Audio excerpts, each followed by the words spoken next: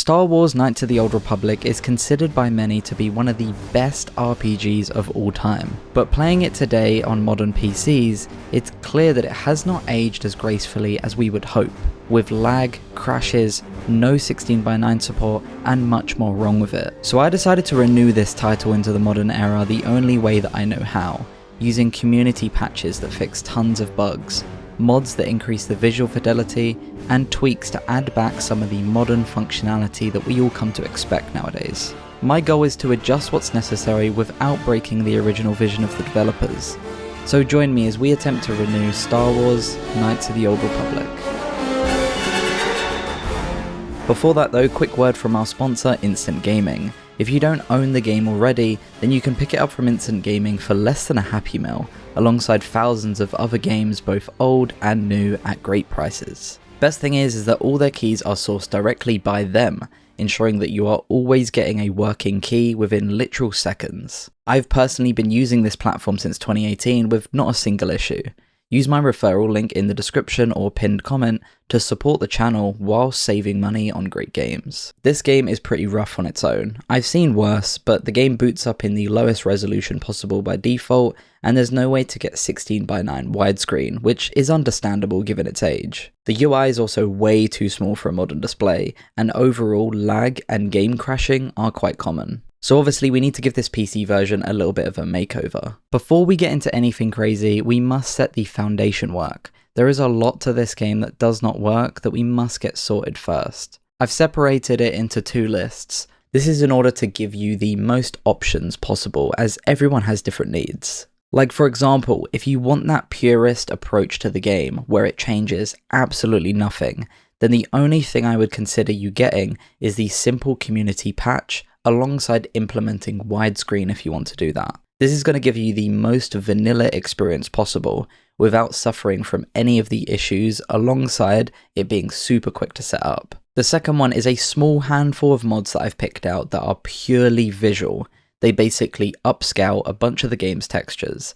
I didn't want to include any gameplay ones as I want to keep this as close to the original as possible. There's also a secret third option here that I'm not going to get into in the majority of the video, but I will mention it at the very end. So I wanted to keep the original look here when possible, and luckily almost everything has been upscaled by modders in a way that does that, but I did find that they were not all made the same. Some of them look amazing whilst others look too obviously AI. So for any that did, I just completely got rid of them for this list. Down in the description will be a link to a page that I've set up that contains every link that I'll be going through in the video, just to make it easier for you to follow. Under Simple Approach mod list, the only major mod that we need, like we've said, is KOTOR 1 community patch. It's a compilation of essential fixes, and the installation could not be easier. All you have to do is extract it to its own folder, and then run the install file. It will ask you where your game's installed, and once you point it to it, just wait for it to install. Now for widescreen support, it's a bit complicated. It's not as easy as just one widescreen fix. It needs multiple mods in order for everything to be scaled properly, and even then, it will not be perfect to how the 4x3 version of the game is. I personally am willing to put up with the quirks, but if you don't like that it's not seamless and perfect, maybe skip this. First, we need an editable version of the game's executable in order for this to work. Grab it from the tools section and replace the one in your game directory. Then in the same tools section, grab the universal widescreen patcher and open it up. Point it towards your games folder and then set the game to KOTOR. It's gotta be the one with 1024x768 in its name, no matter what resolution you intend to play at. You'll know you've done it right when you see the screen resolution values pop up. Replace this with your desired native resolution of your monitor, click patch, and then when it says done, close it down. Now we have the game running in widescreen, but as you can see, the UI is absolutely not scaled correctly, so let's fix that. To do that, grab the mod high resolution menus, which will be under the additional widescreen section of the page. It has a list of folders at different aspect ratios. For most, this is going to be 16:9. Ultra wide monitors will need to select 21:9, and if you're on a laptop, then it'll be most probably 16:10. Inside there's going to be more folders with different resolutions, so just select your native resolution and drag everything inside the override folder within your games directory. Now go back to the main folder of the mod and the game directory and drag both the high-res patcher bat and exe files next to the game's exe. run the bat, and then just answer the questions that it asks. With this, the UI is now scaled correctly. There are still some misalignment issues like in the load save screen, as well as the map being really tiny. We can fix some of these issues, but not all of them, via additional mods. Basically, download every mod in this section under high resolution menus. How you install mods in this game is really simple, and we've basically done it already. All you need to do is just drag all of the loose files into the override folder, and you're done. So for specific mods here, you'll see that some of them have a for override folder that you need to go inside before you drag all the loose files. And for something like the fade widescreen fix, you need to select your resolution folder again. The only one that might be a bit confusing is Pretty Good Icons, as it has two folders with just names on them. What these names mean are different file formats. Both are the same, they just perform slightly different. I would recommend going with the TPC folder option. With these all downloaded, you can now see that the load save screen is aligned correctly, along with the icons down in the corner looking a bit sharper. Now that we have widescreen support, let's go over some other things that need to be sorted, like the really slow full screen. Activating windowed mode is super simple. There's an INI file called SW-KOTOR in the game's directory. Inside there, you can just set full screen to 0, and then add the line allow windowed mode 1 under the graphics options section. This will be windowed, not borderless windowed, so to get borderless windowed, just install something like borderless gaming. The only thing important about this is that you need to right click the game and turn off auto maximize, otherwise it will just close and reopen again and again. For frame rate, do not exceed 60 FPS as you're gonna run into issues. If you're on a high refresh rate monitor that goes over 60, then it's important that you do not try to override it to anything higher. To double check, just make sure that it says 60 in the same INI file we edited before under the graphics options. Whilst we're here, you should probably enable VSync as well by setting it from 0 to 1. It's tied to a few bugs in the game, like not being able to move your character after combat. My current setup is I have VSync on in my GPU control panel globally along with G-Sync enabled, and I didn't encounter any issues, so I'm pretty confident that that works too if you don't want to set it in game. If you desperately want to see the game at higher frame rates, then you can just use something like lossless scaling.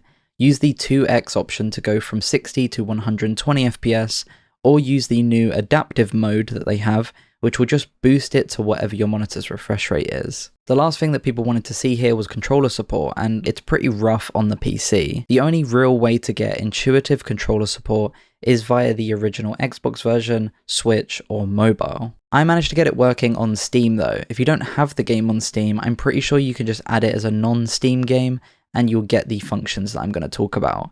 Just go in-game, make sure you have the Steam overlay on, and then open it and click the controller icon at the bottom. There you need to enable Steam input. Then you need to click the layout that it auto selects and go to community layouts. I found that the second one here not only simulated the character's movement, but also you can move the camera with the right stick. This is basically a last resort if you absolutely need to play the PC version along with a controller, because it's not going to be intuitive. So this is as good as the game can get whilst keeping it all vanilla. But if you want to take it a step further, then let's add some more mods to the mix.